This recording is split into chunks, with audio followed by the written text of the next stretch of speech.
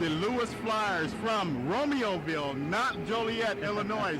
Lewis has always been very tough on the Mastodons, but tonight they're only 4-6, and the Dons are 6-1. Excuse me, more than 6-1, I do believe. Playing very well, coming off a big win, low scoring but big win last night against the St. Joseph Pumas. Well, the conference opener on Thursday night was a big night for IPFW. You're right, we didn't score many points, but 55 turned out to be enough to win. Now tonight it may be a different story. Exactly. Coach Piazza has a very big luxury on one hand, and it's kind of a liability on another hand. He has 12, 13 players he can bring in at any time and not lose a thing. 13 players, but does he have time for all 13 of those players? Well, somehow he seems to find a way, usually in the first half even. He's had everybody in from the bench. But we'll see how it goes tonight. I think he's made a small change in his starting lineup, but we'll be seeing the same guys carry the load. As usual, Dave, this is the GLVC, and I'm sure this promises to be a very exciting and competitive game from start to finish. You mentioned Lewis has a 4-6 record, but I don't think we need to get too excited about that. They will play tough defense and put the ball up for the offense, so they'll be a tough opponent to come tonight. Exactly, Dave, and it's very intriguing and interesting not to see a fellow by the name of Niego on this Lewis roster. You know, I think it's the first time I can remember in the 8 years we've been in this conference that they've had this a lineup without one of those guys there. Well, Charlie, we're about ready to approach game time here. Any final comments? Again, an exciting, intriguing, and very interesting start to finish from the Lewis Flyers and the IPFW Mastodons. Stay tuned for a very exciting game. We'll be right back. There was a time many people thought that economics had very little to do with everyday life. Today, it seems there's very little in everyday life that does not have to do with economics. Enroll in the Economics USA telecourse. It's an education for life.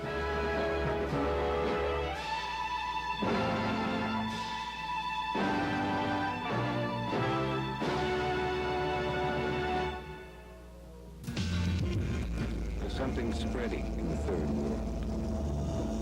No one's immune to it. It passes from a mother to her children, from a man to his neighbor. And before long, it affects an entire village. It's called knowledge. Care. We're helping people learn to live without us. Lies beget lies.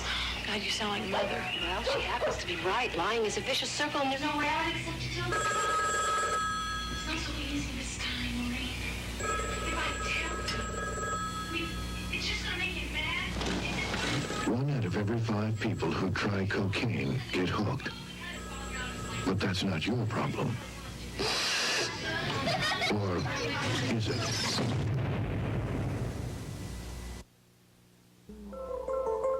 How does it all work? From the smallest particle to the largest galaxy. What keeps it all going?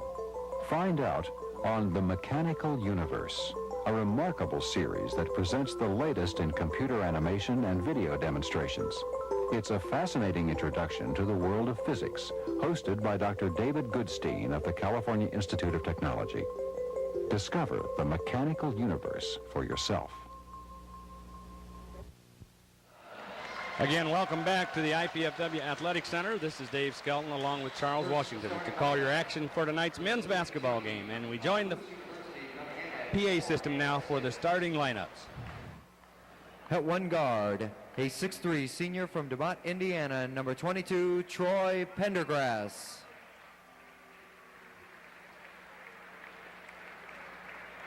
At the other guard, a 6'1" junior from Gary, Indiana, number 24, Damon Joshua.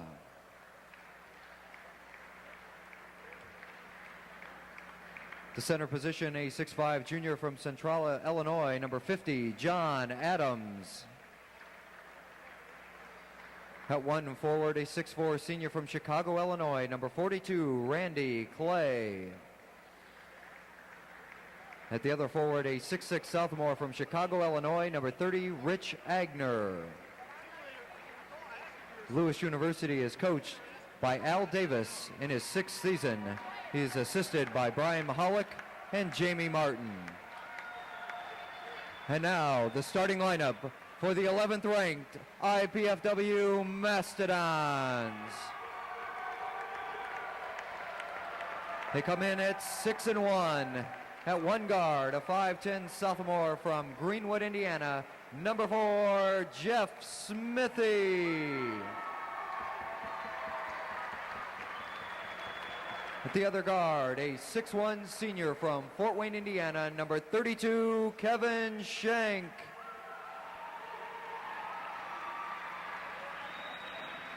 At the center position, a 6'6 junior from Fort Wayne, Indiana, number 54, Pat Murphy.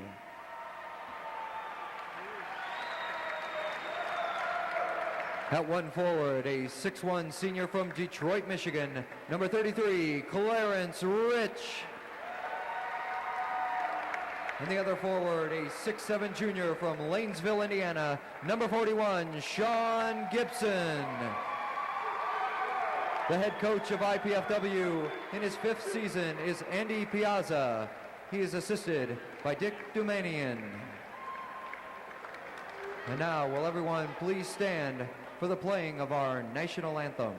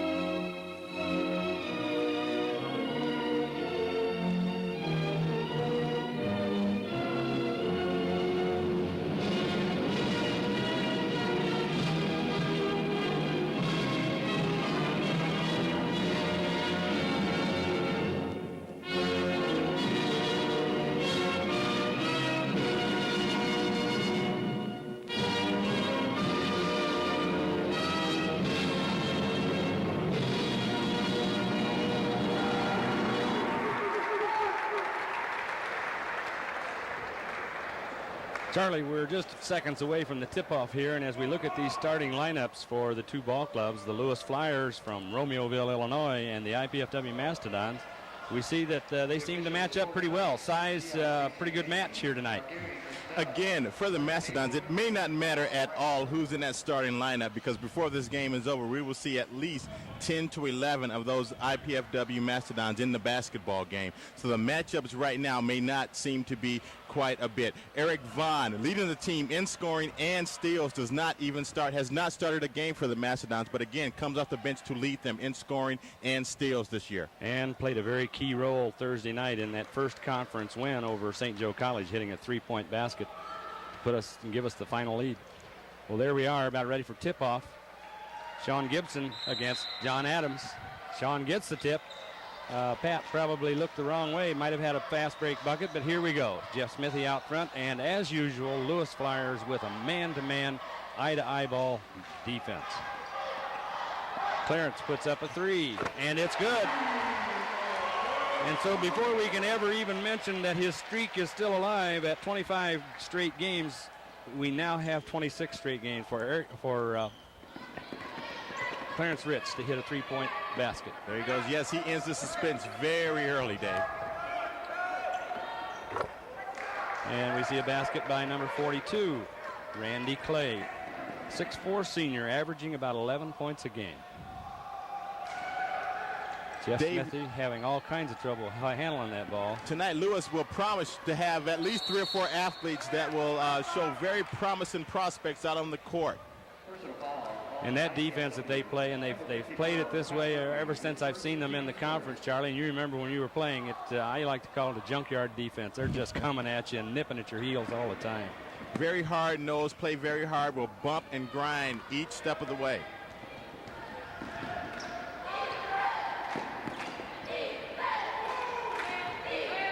Damon Joshua with the ball out front for the Flyers. Looking inside as they set up their offense. Down to number 22, Troy Pendergrass. Slow, deliberate offense. Not quite as deliberate as St. Joe was Thursday night. Nice block by Sean Gibson. Jeff Smithy, deep right side of the court. Looking for somebody to pass to. Couldn't get anybody to break loose, and Pat Murphy draws his second foul very quickly. A minute and a half of action, and he has 2 fouls. Dave, Pat never will waste any of his 5 fouls. He uses each and every one of them every game. Pat's been playing very well for the Mastodons lately and has drawn the starting role now for several games consecutively. Pendergrass with the ball coming down quickly. Better watch him. He's a shooter. And he lays it up and in. So we have a 3-2 ball. I'm sorry, 4-2, 4-3 ball game. I'll get it right with Lewis in the lead. Clarence Rich puts up the short jumper and missed. Flyers come down with the rebound. Number 30 fires away a 3. Rich Cake. And very quickly, Lewis is out to a 7-3 lead. And this looks familiar. Nice short jumper by Jeff Smithy. They gave him the baseline and he took it and scored. And Dave, that's what Jeff Smithy can bring you to this basketball game that Andre Walton will not bring you. And that's a little bit of outside shooting. IPFW with that full court defense. Now as they fall back, they're starting out man for man here tonight. Playing the Lewis Flyers nose to nose, and there we have some nice backside help, but a foul is called on Kevin Shank.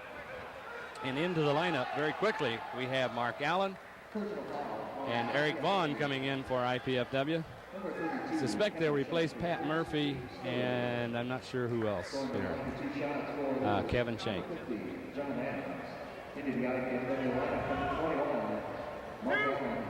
I'm not sure why Kevin Shank's coming out of the ball game, as we see Andy Piazza discussing something with Kevin, maybe a misassignment of some sort. But Pat Murphy has the 2 fouls, and we're pretty sure why he's coming out. And John Adams gets the shooter's roll on that first free throw as it falls in for him. So he looks for number 2 and attempts to bring a 9-5 lead for the Lewis Flyers if he can convert this free throw. He gets another nice roll.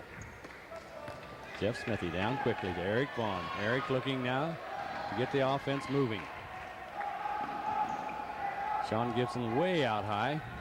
That defense just keeps at you and pushes you as high as you'll let them go. And on a drive toward the basket, Eric Vaughn draws a foul.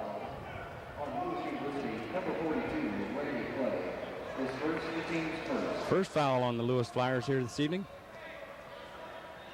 Played just under 3 minutes and have a 9-5 lead for Lewis University. Mark Allen looking underneath. Little Carroll tried to force a pass in there and let it get away. And a desperation save by the Lewis Flyers. And a 3-point shot going up. Long rebound. Picked up by Damon Joshua. Damon out front. Troy Pendergrass with the ball.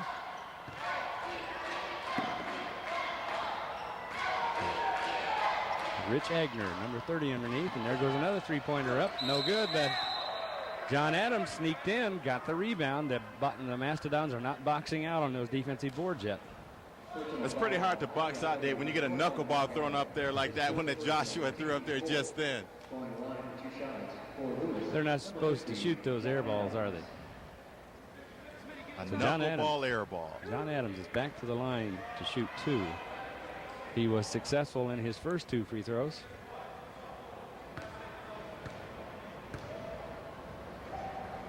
First one is up and no good this time. And in fact, there was an air ball free throw. That'll bring this crowd alive a little bit. Not a sparse crowd, but not close to the very large crowd that was here the other night to watch St. Joe and IPFW Excellent compete. Crowd Thursday night, about 1,100. I would judge this one to be maybe 600 or so. Mark Allen with some quick moves and couldn't get the ball away. I think Mark would have been better off that time, Dave. Just going up with the ball the first time, very strong. Troy Pendergrass on deep left court drives the basket. is going to draw a foul on Mark Allen.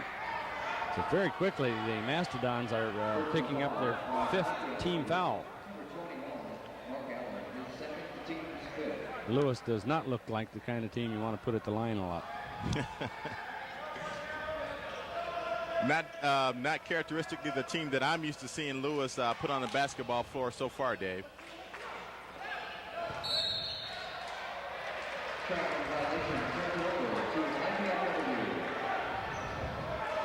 Eric Vaughn, cross midcourt, looking to see if there's something in the offense that could get set up before the entire defense gets here. And he draws a foul. It's the second time that Eric's had his ball or hand on the ball here at the offensive end, and he has made something happen each time. First substitution in for Lewis, number 54, Dan Lundquist, replaces Randy Clay. One thing about Eric Vaughn, Dave, he plays the same way whether you're up 20 or whether you're down some points. Eric will play the same way from outset to outset. Yeah. And unfortunately there he threw the ball away in an attempt to inbound the ball. It's back underneath the IPFW basket. And here we come with the Flyers again on the attack. Damon Joshua looks into Pendergrass. Nice defensive move by that time by Eric Rich, and it didn't amount or didn't result in anything at the end. Mark's having a heck of a time hanging on with the ball, getting something to move, getting something smooth. Exactly. Right now, Mark Allen have a very rough go of it early in this basketball game, Dave, and reluctantly for him, he's coming out of the game. Well, he can sit there and take a look for a little bit and then come back in and have some better luck. We also have a substitution, Andre Walton, in for Jeff Smithy in the IPFW lineup. So we have only 2 starters left, and John Honstrider came into the ball game for the Mastodons. And there we had a nice steal again by Clarence Rich. It's his second straight possession, and Eric Vaughn loses it on the return. Oh, there we go. It'll be a turnover. They were just three big steps was all he took along the left side there. In the NBA, that's a great move, but here in the GLVC, Dave, that's a traveling call. Shane Gibson in now for Eric Vaughn. Sean Gibson, Shane Gibson, Andre Walton, Clarence Rich, John Honstrider, the 5 for the Mastodons on the floor at the moment, as they attempt to come down and get something set up on the half-court offense. It hasn't worked very much yet. And there we had Andre struggling on the sideline, and as he stumbled, the pass went over his head. It looked like Andre lost his footing. He got his foot tangled up with one of the Lewis Flyers that time and lost his footing, and the ball inadvertently went out of bounds. And we see into the Lewis lineup a number that I don't have. Number 23. We'll have to find out who that is. He's not on the original roster. Great steal by Andre Walton that time, but he couldn't finish. A little bit too small to finish that off against the big Lewis players down low. IPFW just struggling to get anything at all going offensively.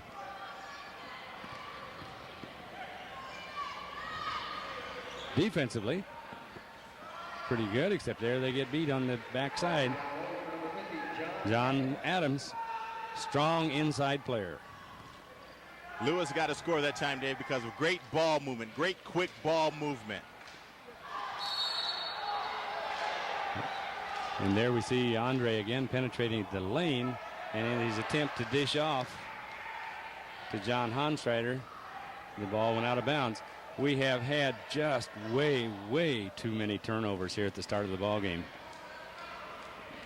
But Lewis has had their share too, so they're not exactly running away and hiding from us, but they're attempting to try to do that here soon. Nice rebound by Honstrider on the missed shot by number 50, 54, Dan Lundquist. John Honstrider way out front. The Lewis defense, Charlie, just pushes you as far out as you can possibly get you from the basket. again, Dave, they're not setting the world on fire in the offensive end, but both teams playing very well defensively. Yep. We've played just a little over 6 minutes here in the first half of the GLVC action. Lewis Flyers leading the IPFW Mastodons by a 12-5 score. But IPFW with an opportunity here, set up the offense and whittle down that lead. Shane Gibson, jumper from the side, no good. Tip up by Andre Walton, no good. Kept it alive. Shane Gibson to another short jumper and nothing. Can't buy one yet.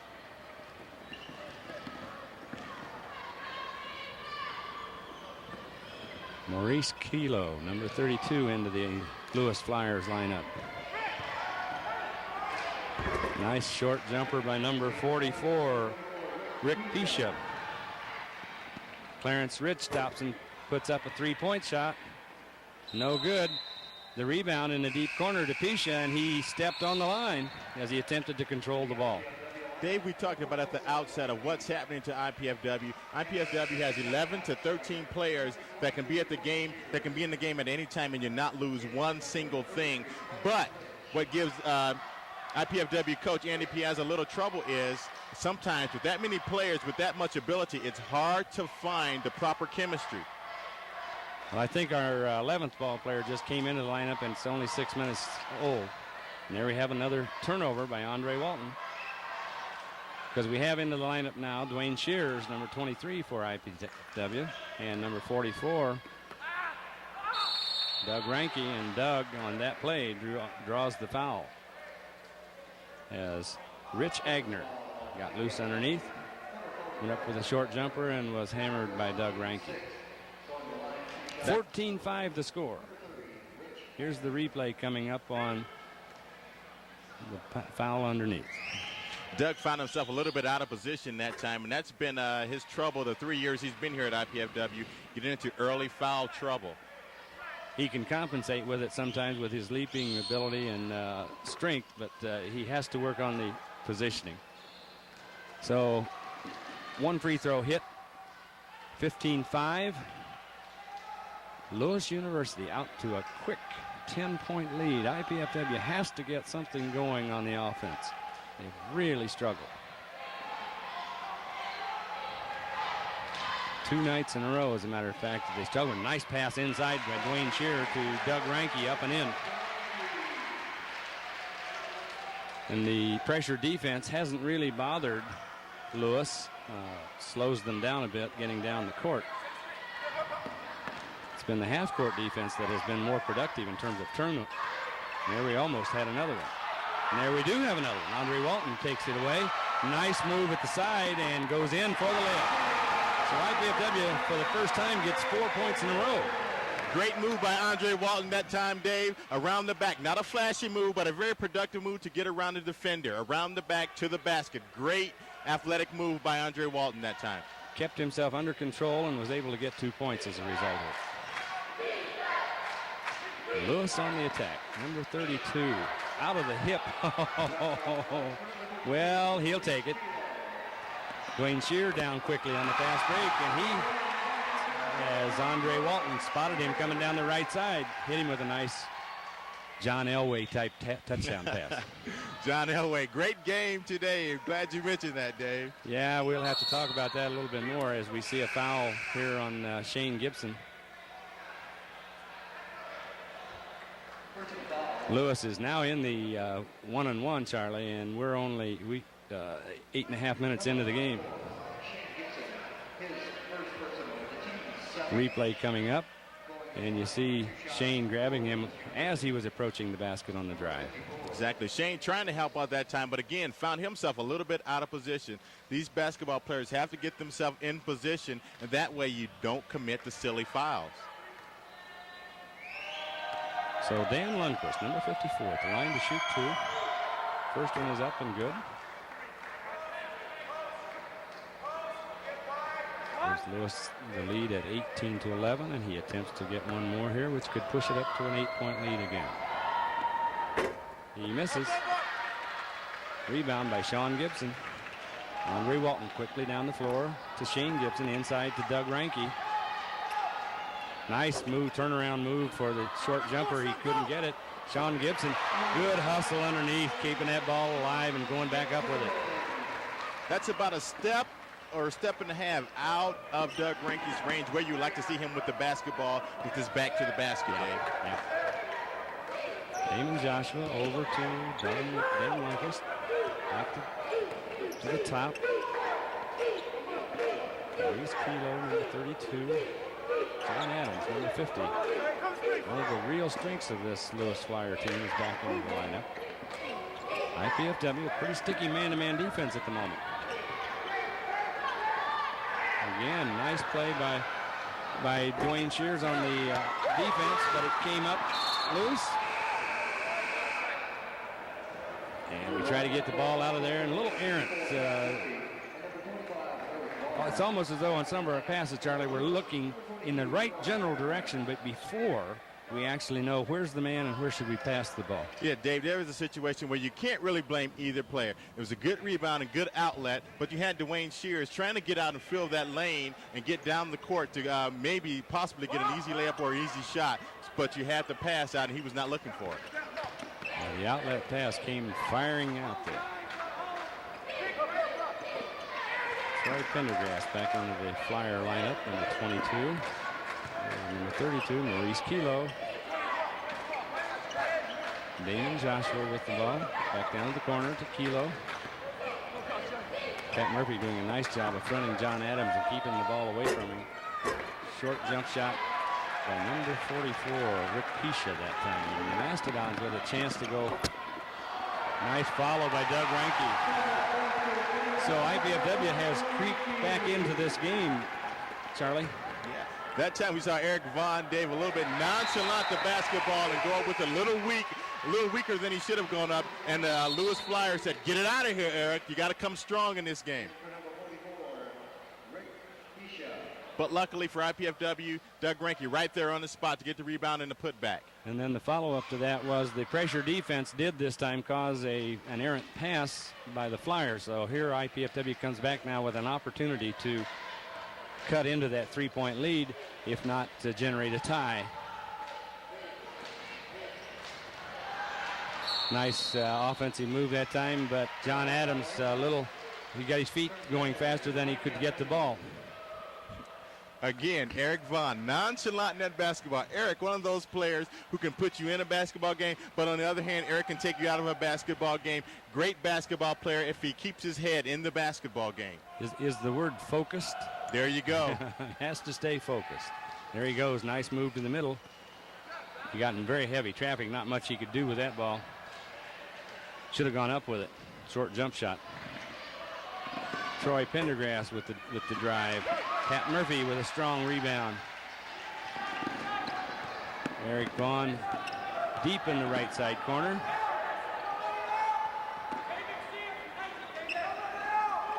Fires the three and hits. And we have a tie ball game. At just under 9 minutes to play here in the first half of the Great Lakes Valley Conference basketball game. Drive down the lane. Number 24, Damon Joshua drew another foul. Lewis Flyers, with the defense they play, Charlie, have only had 2 fouls called against them. Exactly. They're playing very aggressive. And what may be happening, Dave, is if you come into a basketball game from the outset, play very aggressive defense, a lot of those little ticky-tacky fouls, you do not get caught against you because you started out with playing very aggressive defense. So Damon Joshua goes the line to shoot 2. First one is up and good, and he breaks the tie. Puts Lewis back into the lead at 19-18. 8:49 left on the time clock for the first half. Second free throw also good, so it's back to a 2-point lead by Lewis University, and they now put on some full court pressure. We'll see what the call is going to be. The two officials are looking at each other, and they took a vote.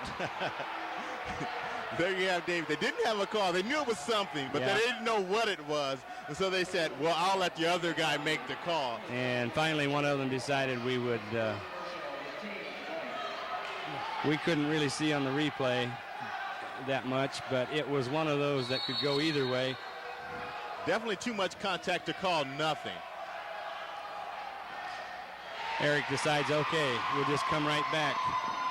And with a nice little hesitation layup, ties this ball up again. 20-20. Eric exposing some of that little undercover athletic ability that he possesses.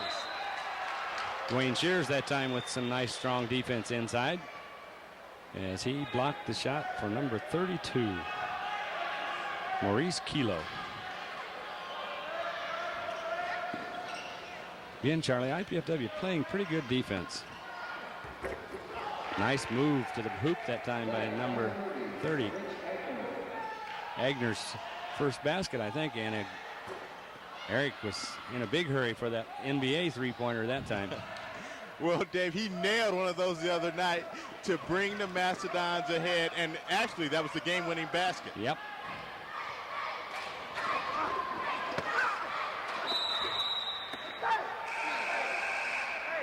Lewis University very active on their offensive rebounding boards, and it's paying off for them because they're getting the offensive second chances, third chances, and drawing enough fouls. This is the 10th foul on IPFW in this half.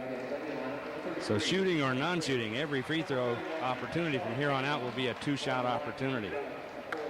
And I doubt that IPFW will even go to the line at this half. Lewis has committed only 2 fouls. What you probably can expect, Dave, is that these referees out here will call some fouls to kind of make it sort of kind of even towards the end of the half. Or maybe the second half. Both free throws were successful by Maurice Kilo. Lewis jumps up to a 4-point lead now. After a couple of quick ties, Lewis is back into the lead.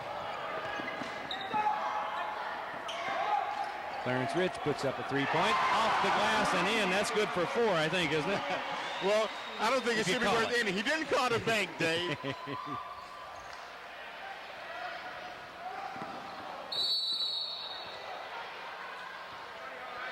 Nice, strong defensive stop that time by Clarence Rich. Kept the man from getting the slam dunk, but he will go to the line to shoot 2. And great sportsmanship if Clarence goes over and shakes the guy's hand. And says, hey, no harm. I didn't mean to foul you, but hey, I couldn't let you have that easy 2 points there. Well, John Adams was the man that'll go to the free throw line, and John didn't look too upset. He's a strong enough guy that he can handle his own, I think, hold his own in any of those bumping contests. Exactly, very strong, because he went to the hole with authority that time, Dave. First free throw attempt by John Adams for this time, and maybe his first miss. He will shoot number 2. Lewis chooses only to put 1 rebounder up at the line. They're going to probably exert some full court pressure if John Adams is successful on this free throw, and he is. Eric Vaughn deliberately down the side with the ball. Jeff Smithy coming across midcourt. 25-23 lead. Great save that time by Clarence Rich.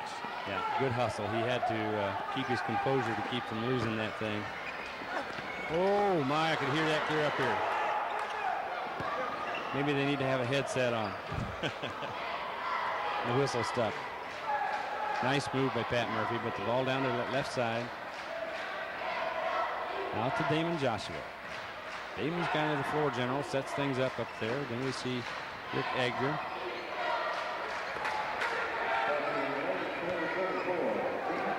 Damon Joshua with the basket. Lewis, Dave, are hitting some shots that are just caused by their athletic ability alone. Nice strong move by Pat Murphy inside.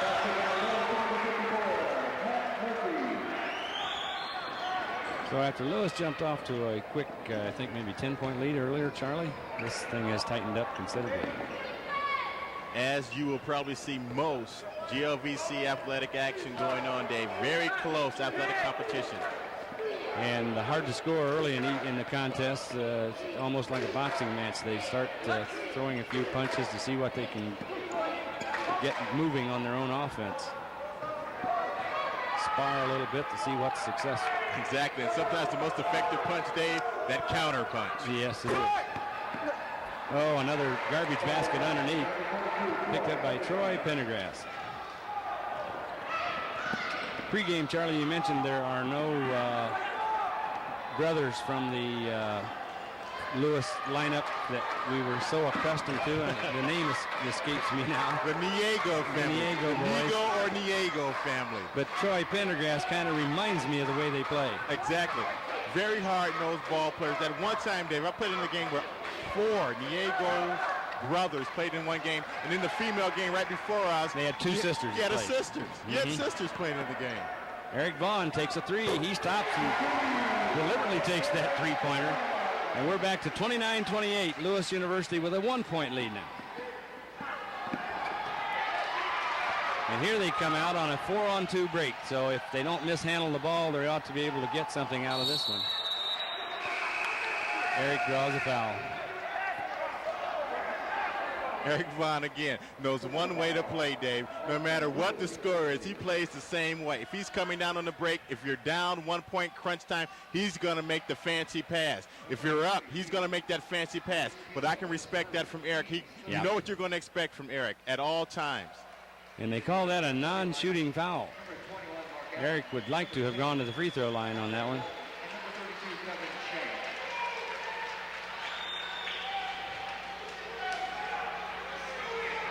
We only have 4 players on the floor at the moment.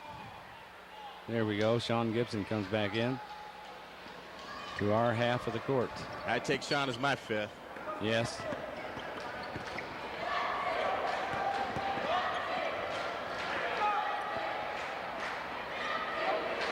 There's the move from Mark Allen that time. Rather than having to dribble, he took his shot fake, wheeled, and there we have a quick steal almost. Great recovery by Lewis. Troy Pendergrass with the ball. Rick Agner. Damon Joshua on the left side. Pendergrass back to Joshua. Still haven't gotten a number or a name on number 23. He's not on the original lineup. And a steal by Andre Walton. 3-on-1. 5-on-1. We'd better get something and get back in a hurry. Mark Allen with the basket.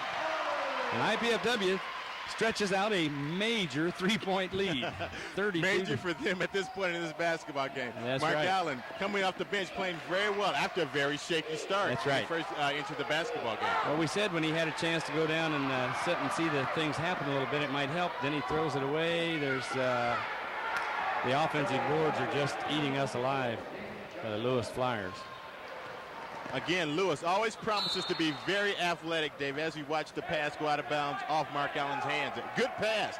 Mark should have had that pass and converted it into a 2-point basket. I think it surprised Mark. 32-31. 3 minutes and 26 seconds left to go here in the first half. Troy Pendergrass, jump shot, no good. And Clarence Rich that time just picked the pocket of John Adams and got a jump ball. But on the alternating possession, the ball will go to the Lewis Flyers. I can see where you can get confused, Dave. Eric Vaughn and Clarence Rich, very quick hands.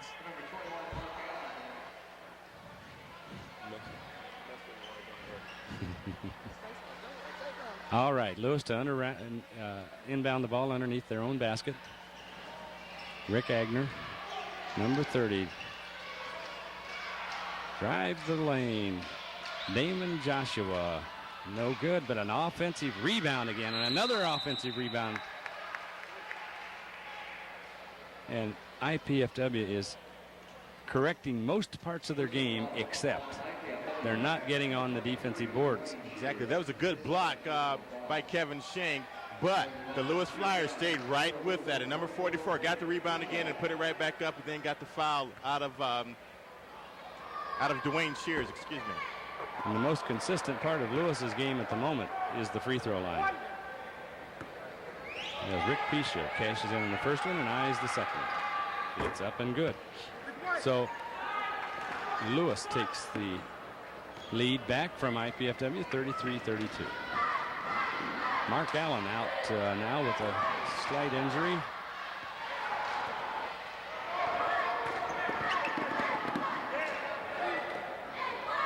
Lewis Flyers on the attack. Damon Joshua with the ball, looking inside. He travels. Turnover. Well, IPFW now has had some additional substitutions. Currently have in the lineup Doug Ranke, Kevin Shank, Shane Gibson, Andre Walton, and Dwayne Shears. Sean Gibson. Sometimes it's easy to get those Shanes and Seans mixed up. And we hope the injury to nice move inside. Nice pass, feed from the outside by Doug Ranke. And Sean Gibson put it in and drew the foul. So back to the IPFW side of the ledger for the lead at 34-33. And Dave, looking down at the bench, it seems like the injury to Mark Allen is not a very serious one. And hopefully he will be right back into the basketball game, because he had started to play well, as we see Sean Gibson ready to attempt the three-point play. And he does drew up no good, but Kevin Shank, man in the right place. Well, there's justice in this game a little bit. Lewis has picked up a couple of those where they just happened to be there and the ball bounced to them. So Kevin says, thank you very much, I'll put it in. Exactly. It turns out to be a 4-point play, and we'll take that any time of the day. It's even better.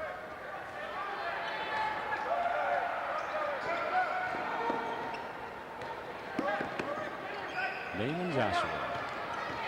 And the mystery man, number 23. We'll check that roster at halftime and see who that might be.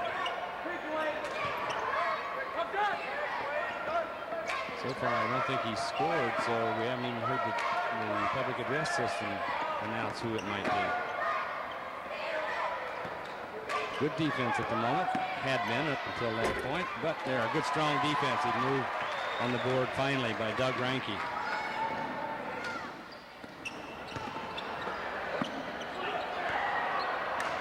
Good ball movement by Yeah, Kevin. it was. There we go, a good strong move, and Doug Ranke puts it up and in. And right now, Dave, Kevin Shank doing a lot of things, helping his IPFW basketball team on both ends. He's at the right place at the right time, and there he's involved. He and Sean Gibson tied up Damon Joshua. And on the alternate possession, the IPFW will get the ball. And that is why Kevin Shank is in the basketball game. That is why Kevin Shank has started so many basketball games over the past few years for the IPFW Mastodons, because of his ability to do what it takes to win and to help this basketball team in whatever capacity that he can assist. Kevin plays in high gear at all times, and when he gets his rest, he can come back in and play in high gear a little bit longer. The ball kicked out of bounds. Go decent, go decent. Step. We have just been informed that number 23 is actually Derek Dennis. He had a number 12 on the original lineup roster that was posted before the game here. Great leg work by our producer, Greg Smits. Yes, it was. Out of the deep corner, Rick Agner. Back over to Troy Pendergrass. Damon Joshua out on top. Rick Agner again. Rick Pisha. Strong inside, three-point shot and no good. Doug Ranke did his best to nice body control as Clarence Rich kept the ball in front of his body and kept the man on his hip, and it prevented the block. Great use of the body by Clarence Rich. Shot clock is not a factor now as we have 30 seconds left to play, and there's a quick steal by Andre Walton. Clarence Rich fires up, loads for three, and hits out of the left-hand corner. And all of a sudden, Charlie, we've got a 43-33 lead by IPFW. Clock down to 14 seconds. And again, Clarence Rich trying for back-to-back Dandy-Dom Player of the Game honors. Well, he did it with his defense Thursday night, and tonight he's getting things going with the offense. And there we have a foul over the back, but again, it will not be a shooting foul. It'll just be one of those that number 44, Rick Pisha, will have to put on his side of the ledger. His first. 4 ticks left on the clock, so IPFW will try to get off some sort of quick shot. They have enough time, but there they go with a long pass, and that's as good as you could expect. Now they're down where in 1 tick of the clock they're going to have the ball underneath or at the side of their own basket. Exactly. Very heady play by Sean Gibson, as you would expect. Sean, since a freshman, has played very heady basketball. This year so far, not having the typical Sean Gibson year, especially not progressing to the point where you would think he would production-wise, but again, having a good season. Nice double pump. Dwayne Shears got the shot off. It was no good, but the IPFW Mastodons, Charlie, with a real flurry here in the, almost a quiet, sneaky flurry in the last 3 or 4 minutes of the first half, have now posted a 43-33 halftime lead. The Dons very quietly crept into a big double-digit lead here, and hopefully they will keep that lead. Again, very important, Dave. The first 3 minutes of the second half will be gravely important to the Mastodons as it pertains to how they come out and what the Lewis Flyers let them do as far as getting them back into this basketball game. Well, a couple of keys seem to be later in the half. IPFW was able to cut down on the turnovers. Early in the game, they just had a real flurry and couldn't get anything smooth set up, any continuity going to the offense, and thus couldn't really come up with an asserted drive. I'm a firm believer that if you get a shot up on that glass and give your big rebounders a chance to get rebounds, that's a great play, Dave, as opposed to turning the basketball over. If you get a shot up on the glass, that works out greatly. I can't say enough. Works out so much better than turning the ball over as opposed to you getting a shot.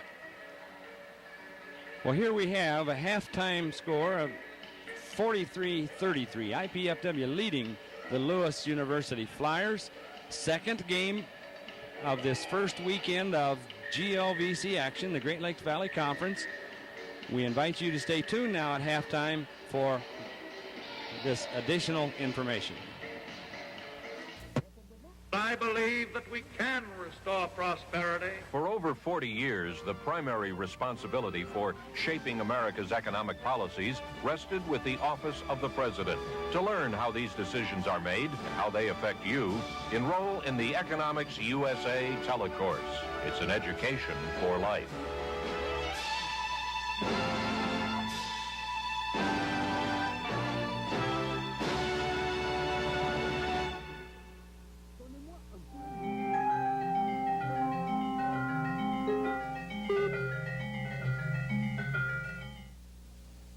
I can't hold a fork for any length of time.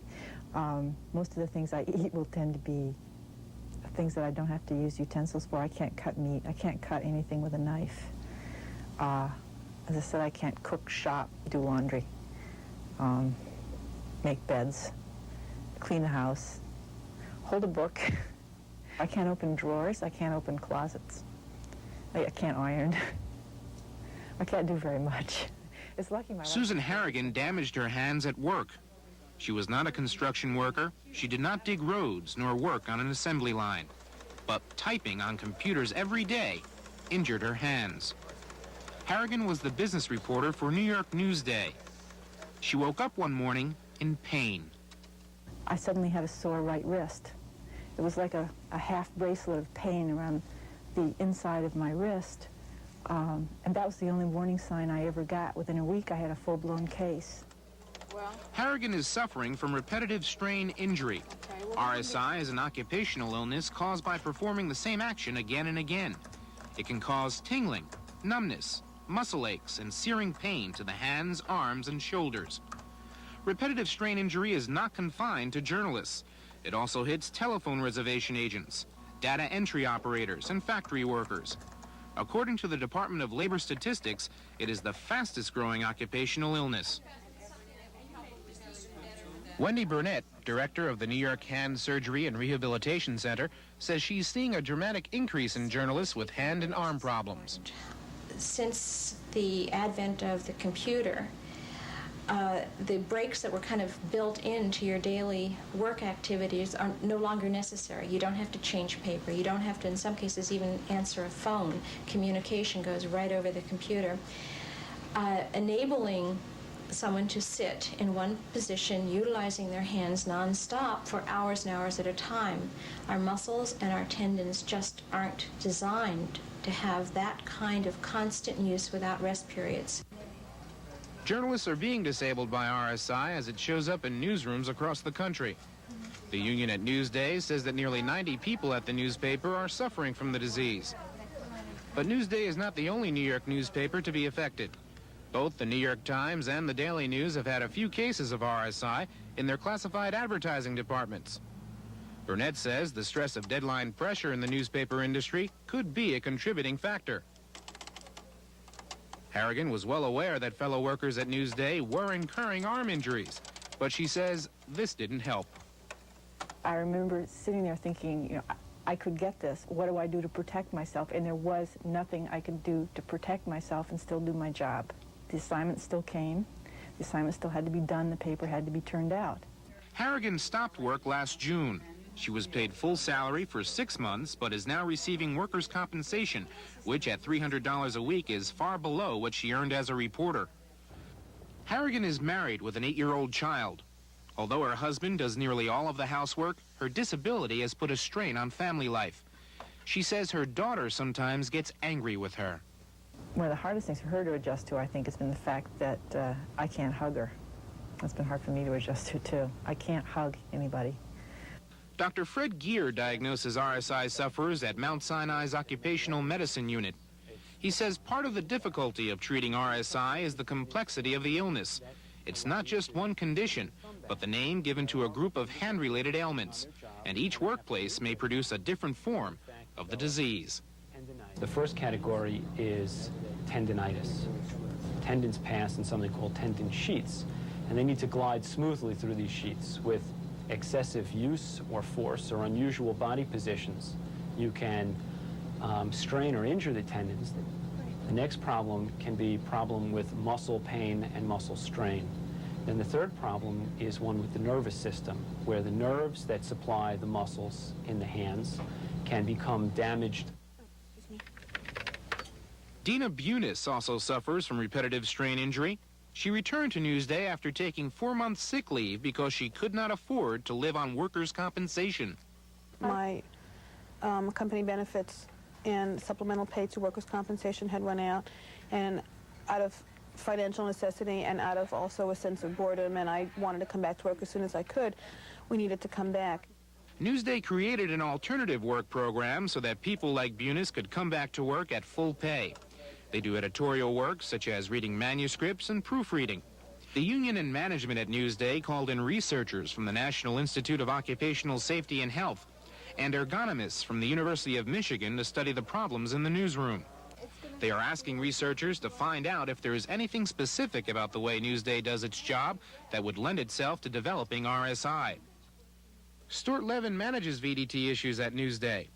He recognizes that the newspaper's deadline makes it difficult for people to take frequent breaks. The newspaper probably represents one of the more difficult places where you could, fully change the way that you do your work.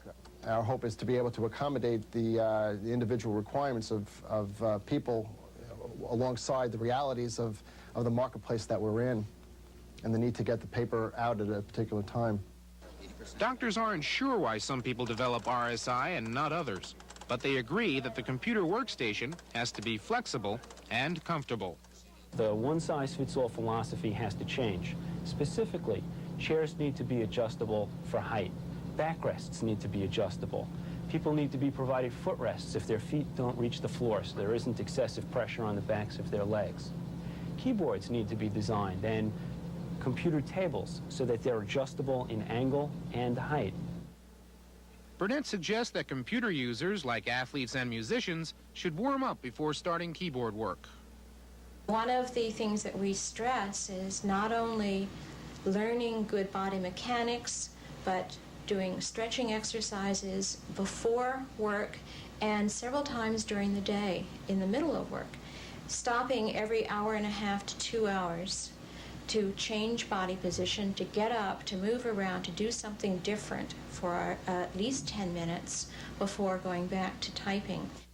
Newsday's sister paper, the Los Angeles Times, has over 200 cases of repetitive strain injury. Because of the high number of cases, management decided to do something about it. They produced an in-house video to inform workers how to prevent getting the disease. They have also introduced new keyboards and office furniture. Despite their efforts, new cases are still emerging. Susan Harrigan undergoes occupational therapy twice a week. She feels frustrated and bitter about her condition. I've driven through the Khyber Pass. I've basically been around the world.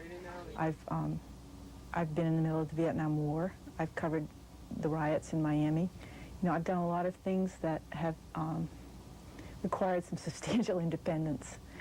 And to have these restrictions on my everyday basic movements has been the hardest adjustment I think I've ever had to make in my life.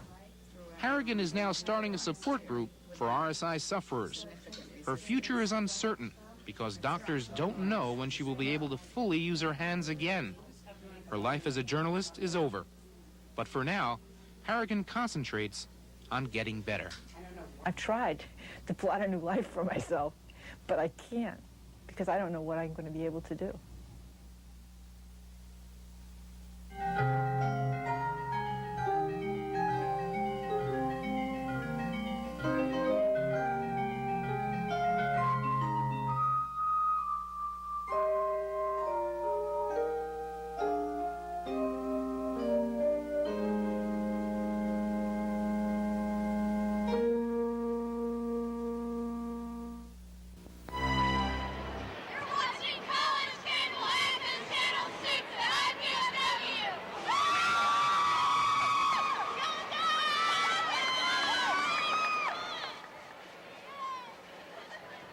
Athletic Center. It's halftime of the men's basketball game with Lewis University, and IPFW, as we commented at the end of the first half, quietly came up with a nice little stretch that caught and passed Lewis and ended up with a 10-point lead at 43-33. Charlie, do you have any of the first half stats there that we can look at and see how the points were distributed? Well, what jumps out immediately at you, Dave, is how well the Mastodons shot from the three-point range. Clarence Rich, in particular, 3 for 3 from three-point range. Eric Vaughn, 2 for 3. And right there's a sizable margin, and basically the difference in this basketball game right there from the three-point range, how well IPFW shot, and either how well Lewis did not shoot or did not shoot at all from the three-point range. Well, another thing that's no surprise to us is the fact that Lewis was 12 for 16 at the free throw line, and IPFW 0 for 1. And we knew there was a differential there, and had it not been for that free throw shooting, Lewis would be in big trouble. Exactly. Again, Lewis only committing, I think, no more than 6 fouls the whole half, and none of those fouls of the shooting variety. Right. The leading scorers for Lewis, and none of them with a lot, which kind of also surprises me, but Damon Joshua has 6, John Adams has 6, and Rick Agner has 6. So 3 of their starters with 6 points each. Then on the Mastodon side, Dave, we have Clarence Rich with 11 points. Eric Vaughn with 8 points. Both of those guys playing very well. Again, Vaughn, not a starter in the basketball game, but coming off the bench and playing very well. Actually, I think he's more effective coming off the bench. Again, with offenders and opponents not being able to key on any one particular IPFW player because their leading scorer, Eric Vaughn, comes off the bench. Yeah, and I think Eric could very well be more effective coming off the bench because sometimes it gives a guy just enough of an opportunity to sit, see how the flow of the game's going, where's the strengths, where's the weaknesses, then when he comes in, he can be ready to move. Exactly, Dave. I know exactly what you're saying. Coming from a guy who I'm well accustomed to knowing what it feels like to come off of a bench and get into a basketball game. And Eric right now playing very well coming off the bench, as are a lot of the IPFW Mastodons. Jeff Smithy coming in off the bench, but played, not Jeff Smithy, Andre Walton coming in off the bench for Jeff Smithy and played quite a bit of that first half and was very instrumental in the IPFW surge. Well, and another thing that seemed to happen as the halftime emerged, you see the shooting statistics there on the screen, both in terms of the field goals, the three-point, and the free throws. But IPFW had lots of turnovers early in the game, and we see that there's 13 for the half. But a lot of those had to have come early, and then on the Lewis side of the ledger, they had 17 turnovers in the first half. So that's too many for either coach to be very happy with. And I think some of the IPFW turnovers can be attributed to finding that right chemistry. Again, when you're picking from 13 players, Dave, it's hard to find that right chemistry where you find 5 players that work the best together at any particular time. So that's what Coach Andy Piazza has to deal with. It's a luxury on one hand, then on the other hand, it may be a liability because you have a lot of juniors and seniors, and some of those guys want to play. But a great asset for the Mastodons is there are 13 players with very defined roles, and they know what those roles are, and they play those roles extremely well. Nice statistic that we see there on the top of the graphic with IPFW with 9 assists, and you always like to see those assists. That means the guys are looking for each other and moving that ball to the open shot. Attributing to Dave defined roles. Well, we're just about ready for the start of this second half. We had mentioned that Thursday night's tempo, the game with St. Joe College was considerably slower than this one. It took us practically all night to score 43 points Thursday night, and here IPFW has 43 at halftime. In fact, when we mentioned that to Coach Piazza before the game, he made the comment that that was the first time that a basketball team he'd been associated with had only scored 55 points since high school. And I asked him whether that was when he was playing in high school and when they had the two-hand set shot or not. But we're about ready for the action here. It looks like Lewis University is out with their starting lineup, as is IPFW. So both teams will start with the lineups that started the ball game. Dave, that simply means that this Lewis team is not as patient as that St. Joe Puma team was on Thursday night, as many teams will not be as as conservative and patient as that team was. IPFW out with their man-to-man defense again. Number 42 with the ball, Randy Clay to the left side, puts up a 3, no good. Long rebound. This time Kevin Shank moved in and cut it off. First half there were a lot of those that nice fast break with the trailer. Pat Murphy coming up with the basket. Picture perfect fast break. Pat Murphy doing exactly what he should have done. Fill the middle of that lane. Damon Joshua tried the lane, got cut off. And that time I think John Adams on his first attempt had the ball tipped by Pat Murphy. On his second attempt, it looks like he would have drawn a foul against Kevin Shank. So in an attempt to stay close in this ball game, John Adams and the Lewis Flyers go back to the free throw line. As we see John Adams at the free throw line, Dave, this basketball game, a couple of possessions from being a blowout right now. IPFW, the first 3 minutes of the game in the second half, very, very important. You can break a basketball game down in the first 3 minutes of the game, the last 3 minutes of the first half, the first 3 minutes of the second half. Of the first half, and if it's a very close game, the last 3 minutes of the second half will be very key. And John Adams came up with 1 out of 2 that time. Feed inside. Clarence Rich, a nice move by Sean Gibson. Sean hasn't taken many shots tonight, but he's deadly. He was 2 for 2 in the first half, and now he hits his first shot here in the second half. Sean playing very well this year, Dave, but not having to carry a substantial amount of the load because it's so distributed so evenly throughout the whole team. A lot more balance. Nice strong rebound that time by Sean Gibson. Something that we didn't do a good job of in the first. 3-pointer going up by Kevin Shank. Pat Murphy battles for the rebound, goes back up strong, puts it up and in. Nice move by Pat Murphy.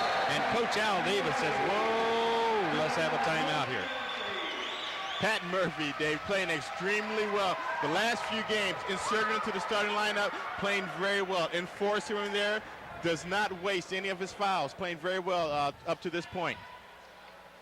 The College Cable Access Program Guide provides information about our programming, including our monthly sports programming. To receive your free Channel 6 program guide, send your name, address, and zip code to the following: College Cable Access Center at IPFW, 2101 Coliseum Boulevard East, Fort Wayne, Indiana, 46805-1499. Or call us at 481-6582. Well, we played a little over a minute and a half in this second half, Charlie, and IPFW has stretched that 10-point lead out to 15. They're leading now 49-34. The Lewis coach, Dave, is no dummy. He knows that the first few minutes of this second half is very key to the outcome of this basketball game, and he saw the first few minutes getting out of hand, so he tries to sway the momentum a little bit by calling the timeout to get this Lewis basketball team back on track. They don't look like they have great firepower from a standpoint of being able to catch up from a great deficit, so it's important to them that they stay close here. On the other hand, anything can happen, and with 18 minutes and 12 seconds yet to play, that's a long time for basketball to bounce up and down the floor. Almost a lifetime. Troy Pendergast, nice move in the lane. Couldn't get it to fall. IPFW with the rebound. Key aspect here at the start of the second half. They're rebounding the ball. Nice pass inside. I'm not so sure but that shouldn't have been a technical foul. That ball was pinned against the glass.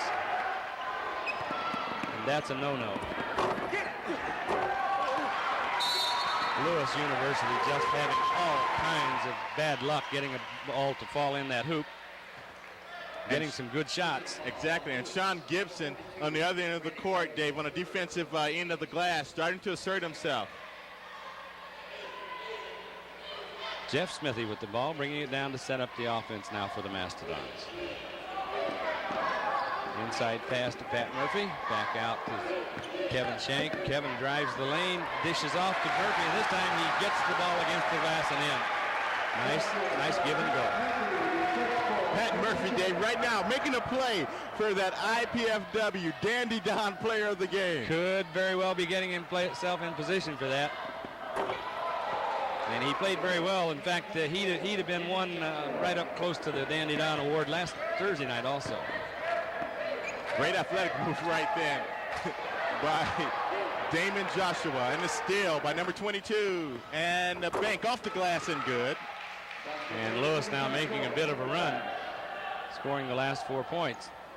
That last errant pass came out of the corner by IPFW, and it was very soft pass. Oh, yeah, there we go, inside. And Sean Gibson gets the bounce that time. And again, there's going to be a foul call. And in fact, this will be the second foul against Lewis in this half, and that matches their total, I believe, in the first half. Maybe they had 3 in the first half. I take it back, they had 5. Yeah, 5. Great entry pass that time by Clarence Rich. In fact, Sean Gibson not looking for the ball, but he got the basketball, fumbled it a little bit. There was no one around him, so he went ahead and made the move, got the foul, and the conversion on the basket, and as he shoots for the three-point play. His second chance for a three-point opportunity tonight, and he cashes in this time. 54-38. IPFW in the lead, exerting full court pressure. Rick Agler over to number 42, Randy Clay. Troy Pendergrass. Damon Joshua. A little shoving going on inside by number 50 and number 54. And they call it this time on number 54. Pat didn't complain. He was just indicating that let's watch it. It goes both ways. So maybe he'll get the next call. But he's replaced by Doug Ranke. It's the third foul on Pat Murphy.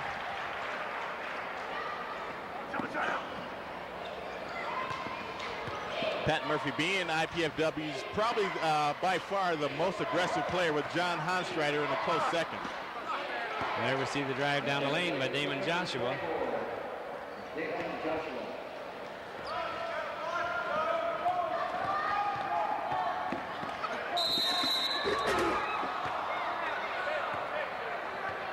Jeff Smithy with another strong move down the baseline. This time he's called for charge. Randy Clay. And I'm sure Smithy not used to getting the ball that close to the basket, as we see the replay. Jeff Smithy going to the basket, not used to getting to the basket that close, and getting the offensive foul. Nice steal by Jeff Smithy that time, and into Eric Vaughn for the quick 2. Damon Joshua all of a sudden is deciding that lane is his. Somebody's got to take it away from him here in a minute.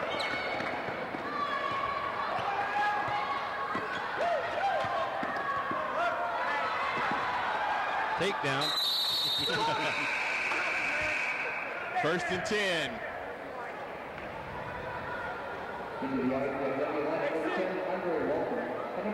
That was as good a block as we saw in several of those NFL playoff games today.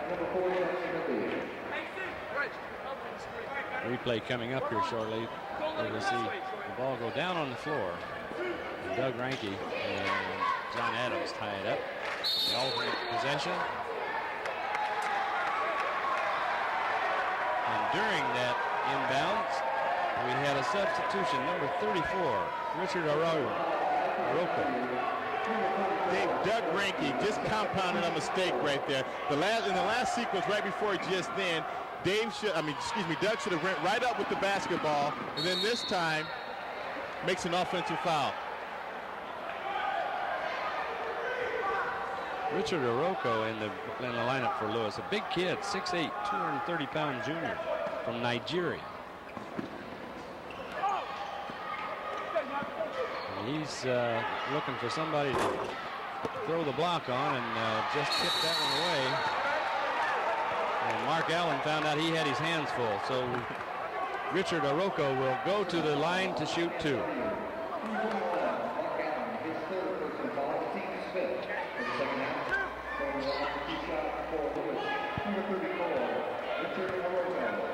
We'll see how Richard does at the free throw line.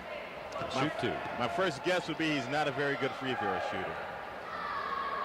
Well, your first guess is pretty good. Now let's see what your second guess is going to be, because he didn't draw iron on that one. That's 15 feet, and he calculated only 12 feet. Well, for the season, he's 3 for 6, 50%. Now 3 for 7. So we'll see if he goes 3 for 8 or 4 for 8. He gets a nice shooter's roll on that one. 56-43. IPFW in the lead. Just over 15 minutes to play. Great Lakes Valley Conference basketball game. IPFW seeking to go 2-0 in the conference, having beaten St. Joe College Thursday night, 55-51. That time, Dave, Doug Ranke came out of that sequence with a foul. And what Doug has to do is make up his mind, make the move, or dish the ball back out. Shane Gibson is in the lineup now for his brother Sean. Andre Walton with his rare shot. Shane gets a rebound. Kept alive, I believe, by Mark Allen, wasn't it? Yes. And then an offensive foul drawn over on the right sideline. Shane Gibson. Heads up play.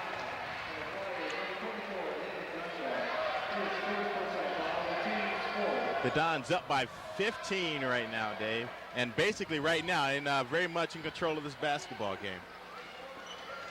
Yeah, 4-point run was about all Lewis has been able to muster here since early in the game. And a long NBA three-pointer. That ought to be worth 3.5. That is in Eric Vaughn's range, and that's just about where he nailed the game-winning bucket the other night, Dave. And you know, he can go that distance because he's not really shooting a jump shot. It's almost a set shot that he uncoils and turns loose. Damon Joshua drove the lane, couldn't come up with it. That time Mark Allen did a nice job of battling Arroco and Rick Agner, but tipped the ball out of bounds. Coming back into the Lewis lineup, we have number 23, Derek Dennis, number 32, Maurice Kilo. Wholesale changes for the Lewis Flyers. Number 54, Dan Lundquist, also in the lineup now, and out comes Rick Agner.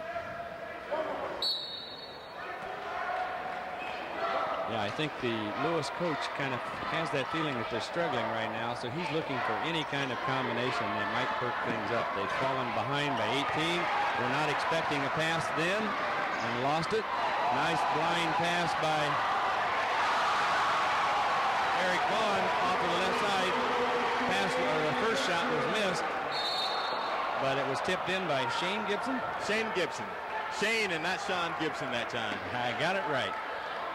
And then Mark Allen got a little over anxious on the sideline with his defense, drew the foul, That's his 4th personal foul, 6th on the team, so it will be out of bounds to the Lewis Flyers on the right sideline as play resumed. With 13:59 here, we have a timeout called by Coach Al Davis of Lewis University, and Al, I'm sure, is wanting to get something set up that'll get his team in a flow. Right now, the Mastodons are playing very well. They seem to have a good combination out on the court right now. So I don't know if there's very much that the Lewis Flyers can do at this point.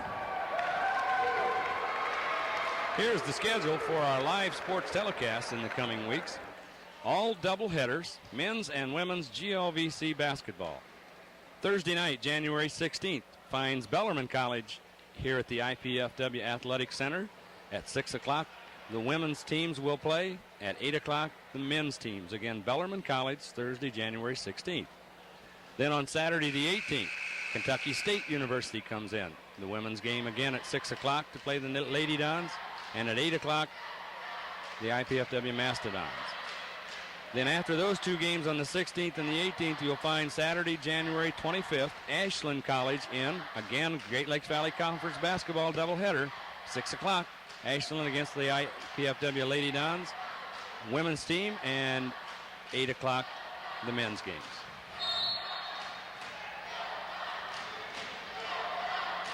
Action has resumed. IPFW in a half-court trapping defense now, giving Lewis a little different look than they'd had before.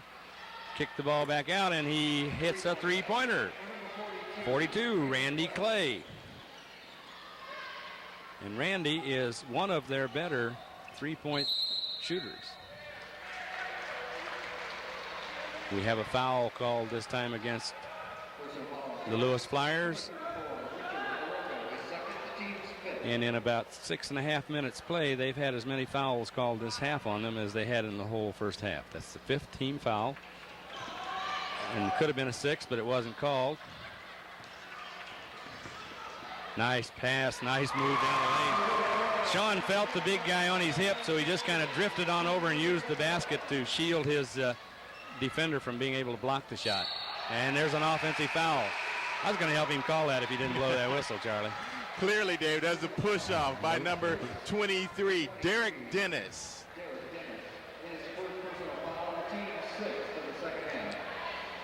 So IPFW may, in fact, get to the line to shoot a bonus free throw before the night is over. Richard Rocco goes back to the bench, as back into the lineup is John Adams. John's a fine ball player. Shane Gibson from the right side hits the three-pointer on a pass from brother Sean. Thank you very much, Gibsons.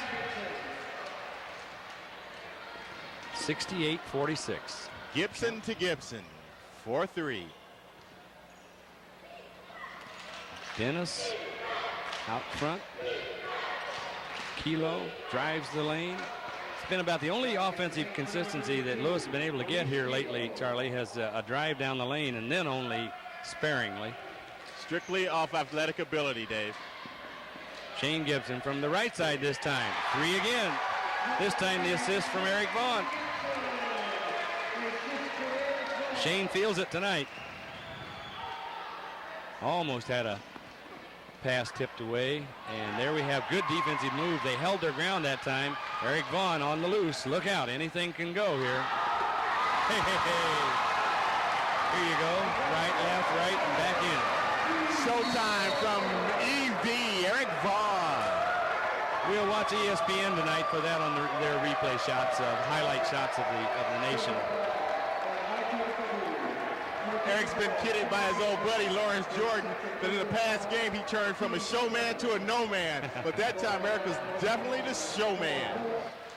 IPFW has been on a nice roll here lately, as we see Randy Clay, number 42 for Lewis, going to the line to shoot 2. Or it's 1-1. Excuse me. Meanwhile, John Hanstrider has replaced Doug Ranke in the IPFW lineup. 73-49, IPFW Mastodons in the lead.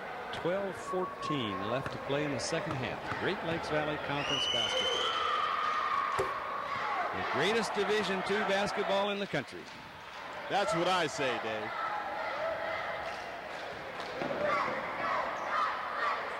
beats the press, comes down. Sean Gibson had a shot blocked in the lane. Now we'll go down, or Shane did. We'll see if Sean can return the favor. He couldn't, but he didn't draw the foul either. Good defense. Lewis able to put the ball back up and in.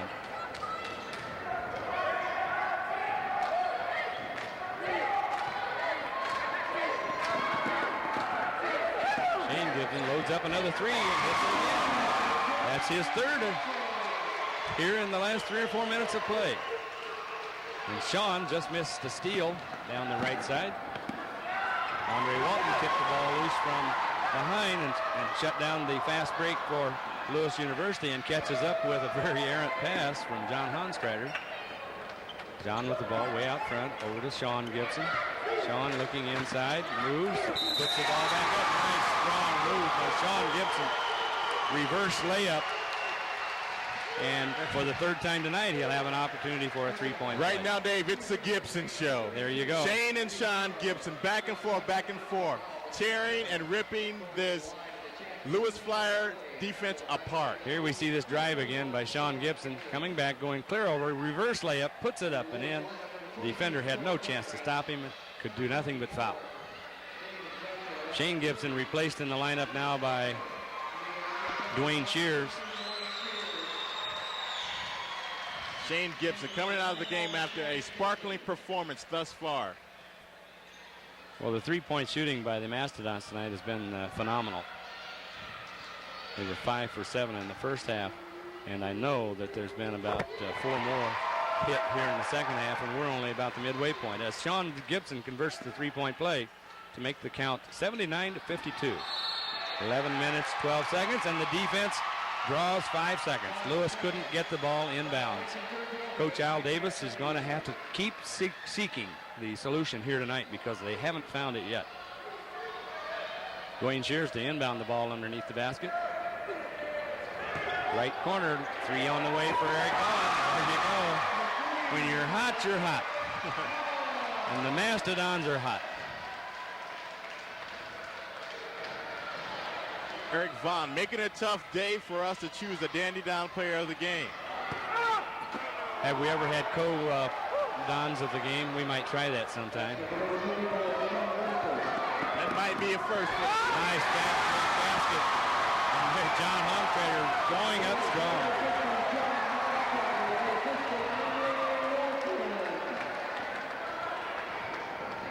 The action is really picked up here now, and Charlie Pendergrass moves inside, put up a three-point shot first, couldn't get it to fall.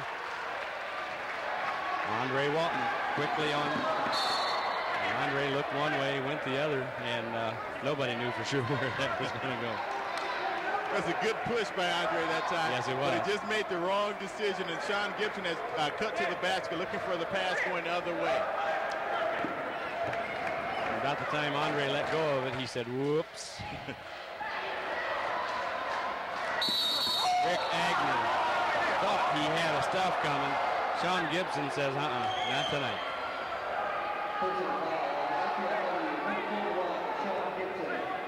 Whether there was a foul or not is hard to say. But the one thing for sure is Rick Agnew was surprised that he couldn't jam the ball down. Great recovery by Sean Gibson that time. Eric Vaughn getting a well-deserved rest as Clarence Rich comes back into the ballgame.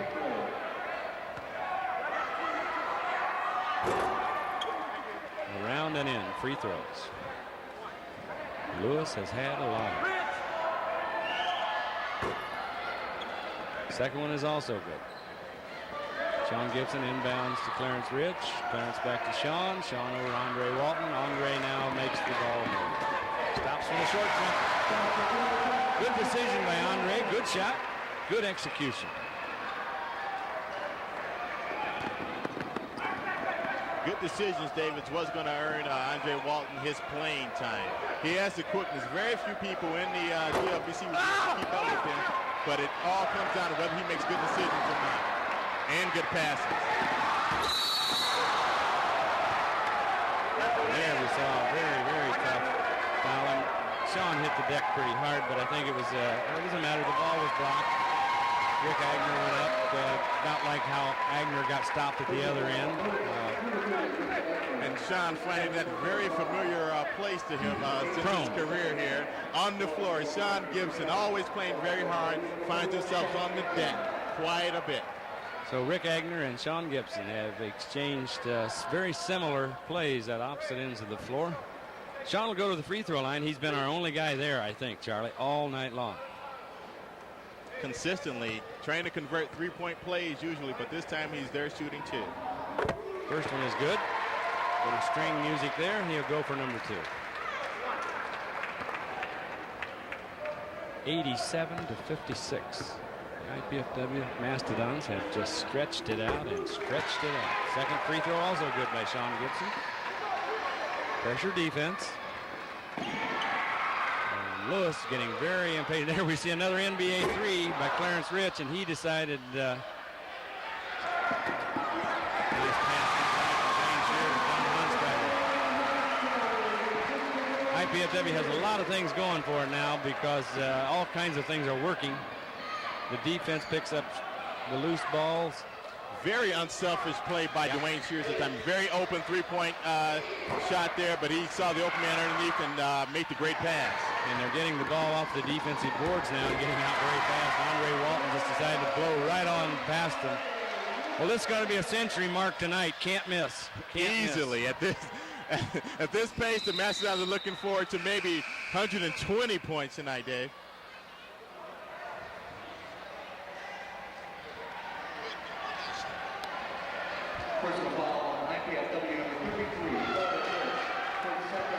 Mark Allen coming in to replace Sean Gibson. We've got a team full of Dons tonight, Charlie. It's going to be a tough decision. Exactly, Dave. I don't know. Both Gibsons have played tremendously well. Eric Vaughn played a great game. Clarence Rich played a great first half. You haven't seen much of him in the second half, but again, played a good game. Pat Murphy's played well. Pat Murphy provided the real heartbeat at the start of this second half. As you see, Land Bullard in the game. Land, to me, Dave, again, I say Land is the best athlete on this IPFW basketball team. Great athletic ability. Land just needs the playing time, the experience to where he will feel comfortable with the system. Exactly. And be able to execute. Because you're right, he's a good athlete. He can get it done. This would be a good opportunity for him to get some playing time, get used to the flow of the game. Jeff Smithy in. Land. A little anxious. Some of the rust coming off right there. Lost the handle. Nice block by Dwayne Shears, first of all. And then John Honschreider blocked the second one while Dwayne was being called for the foul. We have 8 minutes and 35 seconds to play in the second half. IPFW really stretched out a lead. They have a lead here at 92-58. And Rich Agner, I believe, will be at the free throw line, number 30.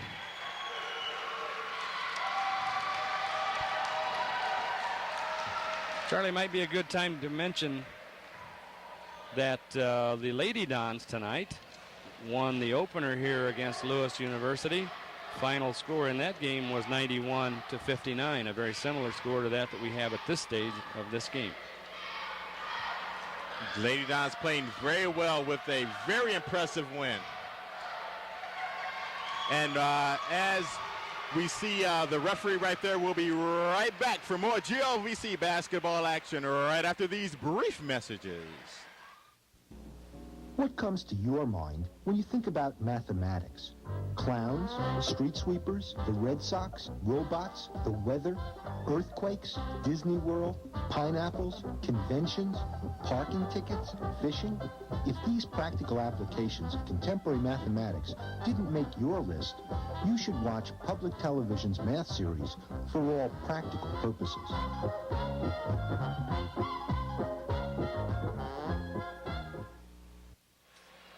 Dave, we were mentioning what the Lady Dons did in their very impressive win tonight over the Lady Flyers from Lewis.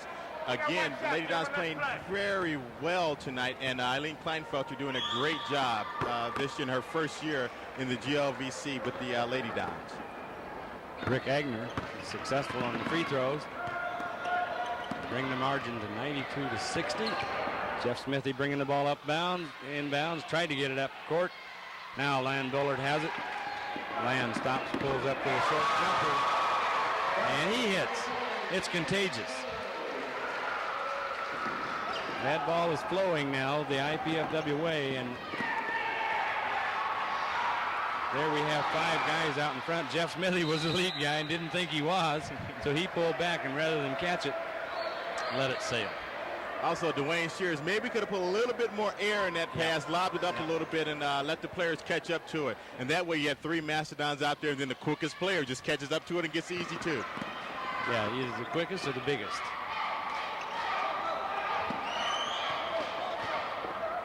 Damon Joshua. Rick Agnew. Rick, good ball player. Yeah, Agner's come on and played very well during this basketball game. And he's their second leading scorer, so he ought to be playing well. He's their leading rebounder. 10-second call against the Mastodons as things got a little casual there. And we'll see a couple of substitutions. The pace has been pretty fast, so guys could get winded in a hurry here tonight. Rand Bullard being replaced by Kevin Shank. Kevin Smithy replaced by Andre Walton. And Shane Gibson came into the lineup for Dwayne Shearer. I'm in no way the coach of this basketball team, Dave, but either I'm bringing Rand Bullard out to give him a quick rest, but I think I'm going to need him down the stretch. I want him in the basketball game. Nice steal down the left side by Kevin Shank. Blocked by Troy Pendergrass. Interesting play that on something of that sort. Maybe they didn't see it, but that there was no foul called. Maybe it was a clean foul, but almost always on that kind of a play, you'll see a foul called. Kevin didn't complain very much, so no, maybe there wasn't a foul. Mark Allen tried the inside jumper, couldn't get it to fall.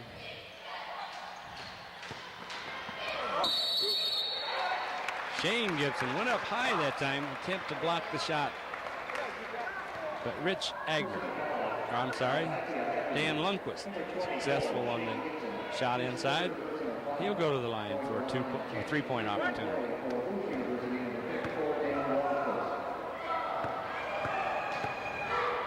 Again, Coach Piazza doing some very effective coaching, even with this huge lead. He's out on the end of the bench doing some coaching.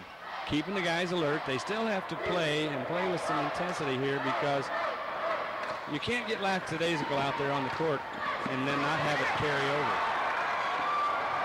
And that time we got caught with nobody back to defend. Rick Agner, an easy bucket. Sean Gibson getting ready to come back in. Andre Walton brings the offensive down. Moves off to the right side to Shane Gibson. This time of the ball game, Dave, is very crucial for some of the IPFW ball players who are marginal in a sense that marginal in terms of playing time. Some guys, it's a blowout, but still very important to them in terms of execution.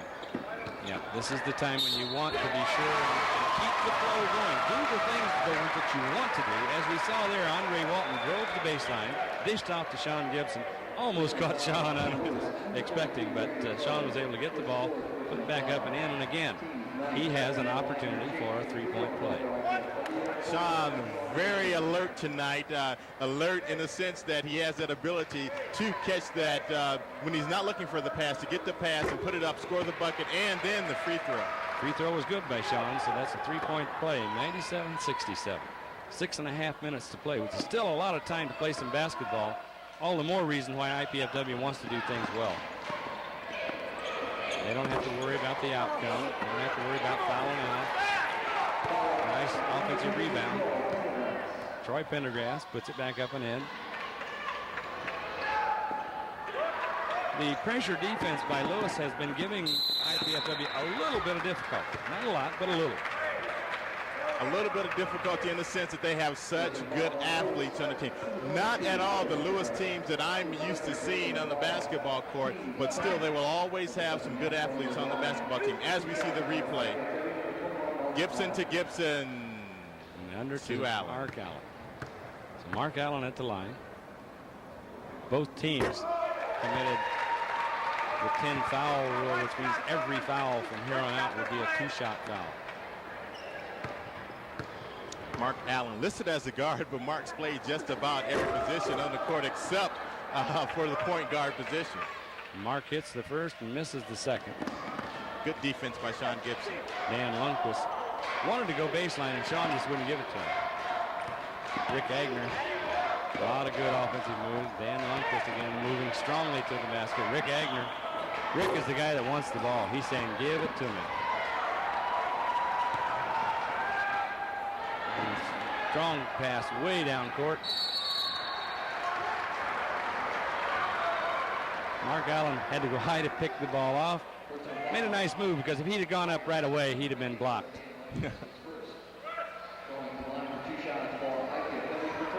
Dan Lundquist, big, strong kid, 6'5", 210 sophomore from Rochelle, Illinois.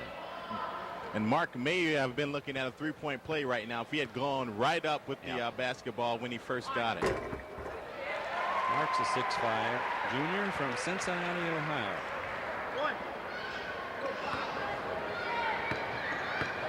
Cincinnati, Ohio, where the IU Hoosiers today, they went down and had a good second half. Very good, because they were down by 6 in the first half.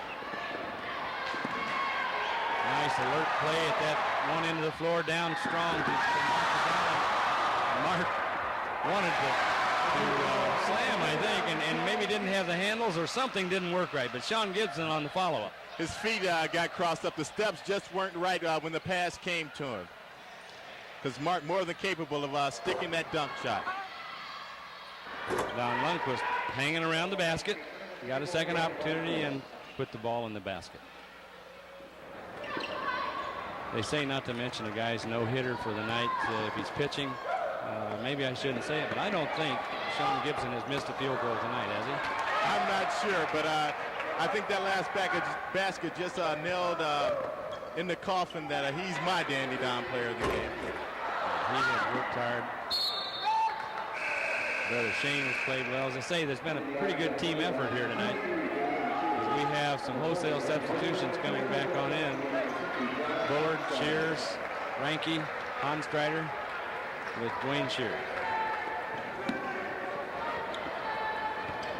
This is a very crucial 4.5 minutes for Land Bullard, Dave. Again, Coach Andy Piazza inserting him back into the lineup to see what he can do and what his execution and fundamentals will be these last 4.5 minutes.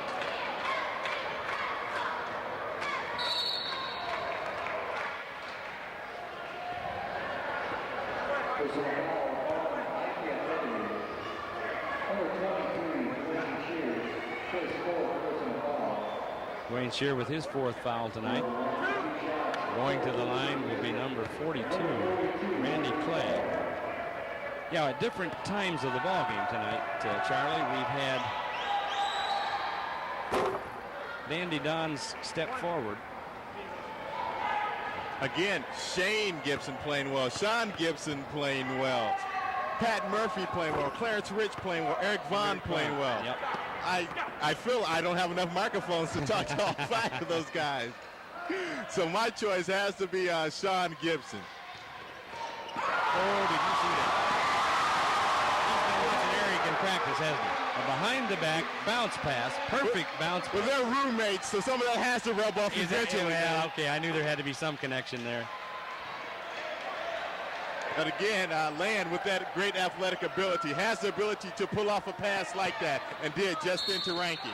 Dan Lundquist that time trying to make a move. Dan's a good, strong player. He's just too small, actually, to be able to make the strong moves inside there. Doug Ranke nailed him.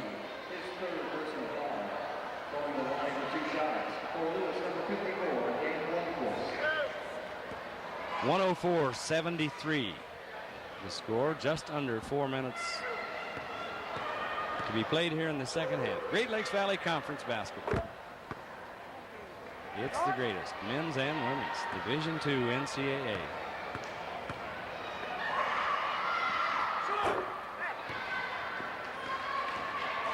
IPFW with the ball. Andre Walton with the ball, looking down, sees the crease, gets the ball up. A nice feed off of John Honstrider.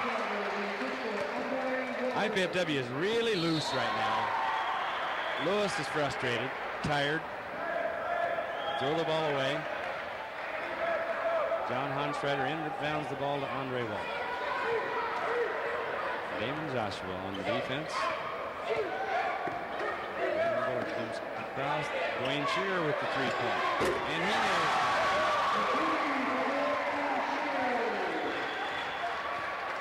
Shears is probably the best shooting form of this IPFW basketball team.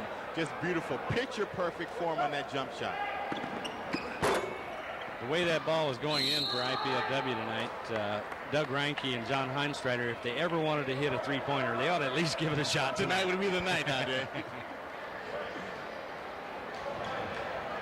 Although I saw a practice here a few days ago, and Doug Reinke, as a matter of fact, took them in a little one-on-one contest.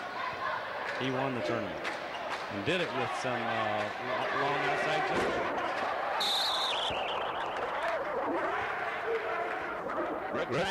Land Bullard rushed the shot just a bit. He had the time to take. He just didn't get his feet set and shoulders square to get that beautiful picture-perfect shot up to the basket. We're under 3 minutes now. IPFW campus athletic center. Troy Pendergrass tries for the short jumper, couldn't hit. Loose ball picked up by Randy Clay, then rebound by Doug Reinke, and Doug couldn't clear the ball out. And it is what we call the proverbial garbage time. It is.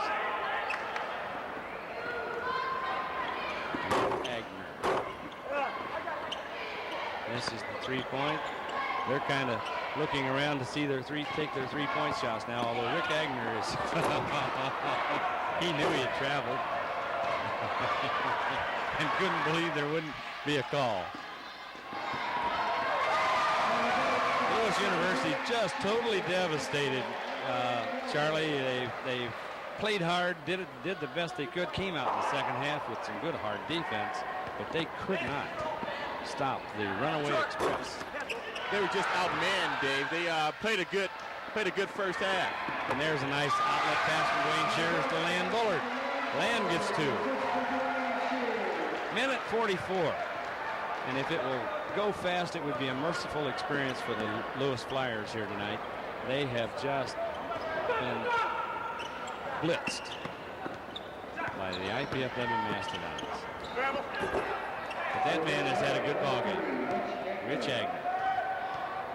It's been a slow killing, though, Dave. Yes, it has. And Bullard back for a 3. Doug Reinke keeps it alive. Very unselfish. Everybody looking to see where they can get the best shot out and get somebody in close with the ball. And that's a great asset to have on a team. When you have 13 guys out there looking for each other, passing up open jump shots, look for maybe a little better pass. That's just great basketball, Dave.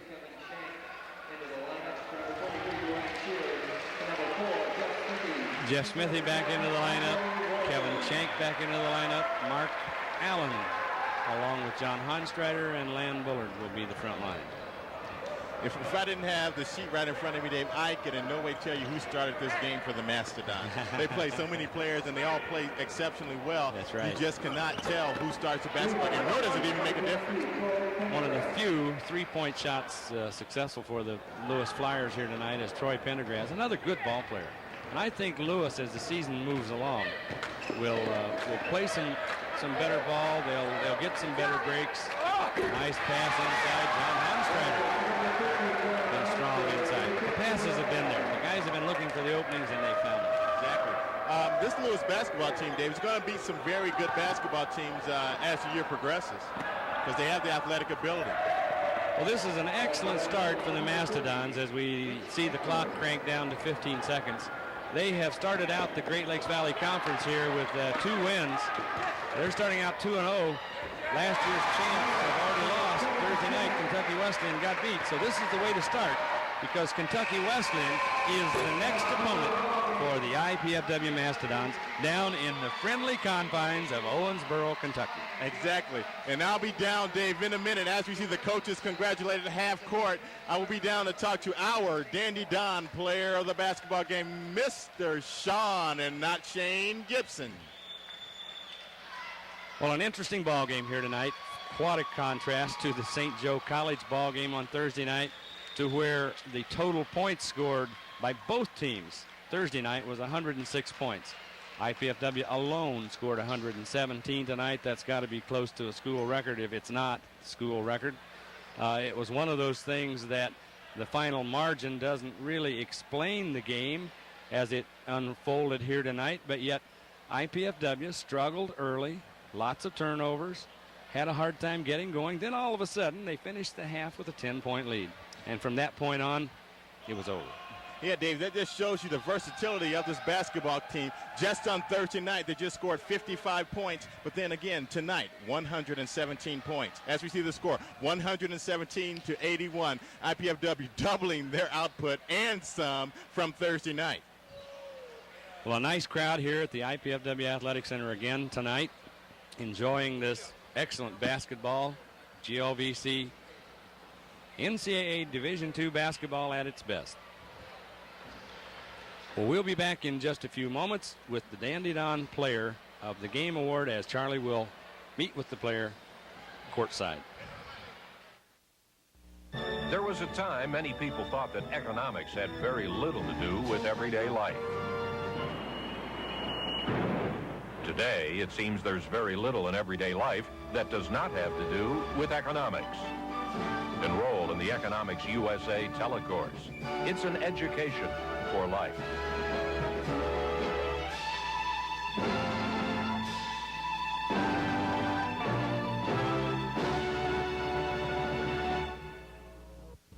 French in Action, the first complete television course in French language and culture, opens a new era in language learning. Très poli. Mademoiselle? Il est très poli. Excusez-moi. A television course in 52 lessons centers around a wonderful romantic comedy filmed entirely on location in France. The story of Mireille, Robert, Marie-Laure, and the mysterious man in black will help you to learn, to understand, and to speak French. Bonjour. Tenez, regardez cette dame là-bas. Elle va dire merci. Pierre Capretz of Yale University, one of this country's most distinguished language teaching specialists, will be your companion and guide.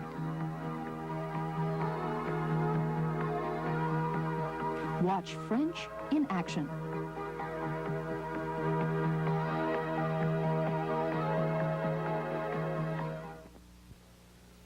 What do you really give when you give blood? Another summer. Another dance. How you doing? Another song. Another hug.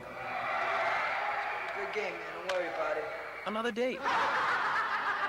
Another moment. When you give blood, you give another chance. We at IPFW are pleased to be able to bring you telecasts of NCAA athletic competition. We hope you've enjoyed the games and excitement of intercollegiate sports at IPFW. To provide such programs, we need your support.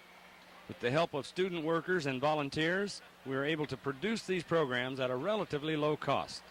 Your contribution will help to defray the production costs not covered by Channel 6 budget. The College Cable Access Center at IPFW invites you to invest in quality college programming by sending your contributions to the following. College Cable Access Center at IPFW, 2101 Coliseum Boulevard East, Fort Wayne, Indiana, 46805-1499. And now we go down to the floor with Charlie Washington and the Dandy Don Player of the Game.